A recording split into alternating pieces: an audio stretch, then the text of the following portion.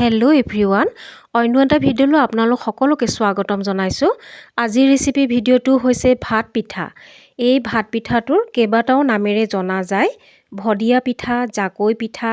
এই পিঠাটো গৰ্ভৱতী মহিলাক 5 মাহত পঞ্চমৃতৰ লগত খুৱায়। তাৰোপৰি কৃষি প্ৰধান অঞ্চলত আমাৰ অসমীয়া মানুহৰ ভাদ মাহত খেতি সামৰাৰ দিনা ৰোৱনী আৰু কৃষকসকলক এই পিঠাটো বনাই খুৱাই ঘৰুৱাভাৱে আনন্দ কৰে। আগৰ দিনত গাঁৱত এনেকুৱা ষ্টিলৰ হেতাবোৰ নাছিল। তেতিয়া বাঁহ বেতেৰে এনেকুৱা সৰু জাকৈ বনাই পিঠাটো পানীৰ পৰা উঠাইছিলে। সেইকাৰণে এই পিঠাটোৰ আন এটা নাম জাকৈ পিঠা বুলিও কয়। বলক এতিয়া ভিডিঅ'টো আৰম্ভ কৰোঁ। এতিয়া 3 কাপ ভাত খোৱা চাউলৰ পিঠাগুড়ি লৈ লৈছোঁ। লগতে অকণমান নিমখ দি দিছোঁ। ইয়াতে ইলাইচি গুড়ি অকণমান দি দিম। পিঠাটোত তেতিয়া ধুনীয়া এটা সুগন্ধি ওলাব। লগতে ঘি এচামুচ দি দিছোঁ। ভালদৰে এবাৰ মিলাই ল'ম। ভালদৰে মিলাই লোৱাৰ পিছত এতিয়া মই কুহুমীয়া গৰম পানী এগিলাচ লৈ ল'ম। অলপ অলপকৈ পানী দি ডোটো বনাই ল'ম। আৰু ডোটো একেবাৰে ঢিলা বা বহুত বেছি টান হ'ব নালাগে। এতিয়া হাতেৰে এবাৰ ডোটো মিলাই ভালদৰে অলপ সময় মাৰি ল'ম। আৰু এয়া আমাৰ ডোটো ৰেডি হৈ গ'ল। এতিয়া চচ এটাত পানী গৰম হ'বলৈ দিছোঁ। আৰু অলপ ডাঙৰ পাত্ৰ হ'লে বেছি ভাল এই ভাত পিঠা বনাবৰ কাৰণে। লগতে অকণমান তেল দি দিছোঁ, তেতিয়া আমাৰ ভাত পিঠাকেইটা এটা এটা হৈ থাকিব।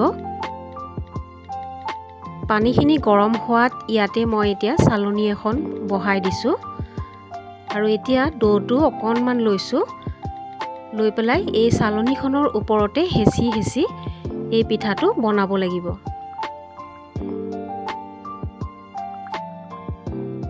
ভাত পিঠা বনাবলৈ চালনীখনৰ ফুটাবোৰ অলপ বহল হ'লে ভাল হয়।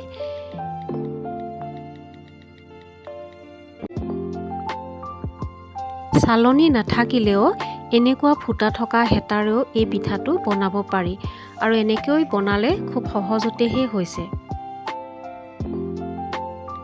1 মিনিটমান পানীত বইল হোৱাৰ পিছতে মই ভাত পিঠাখিনি এটা খৰাহীত উলিয়াই থৈ দিম।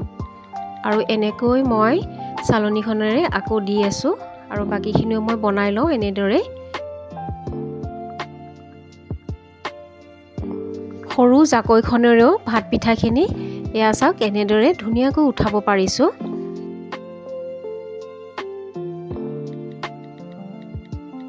গোটেইখিনি ভাত পিঠা বা জাকৈ পিঠা বনাই লোৱা হৈ গ'ল। এয়া চাওক খুব ধুনীয়া দীঘল দীঘল ভাতৰ নিচিনা হৈছে। বাচমতি চাউলৰ ভাতৰ দৰেই লাগিছে।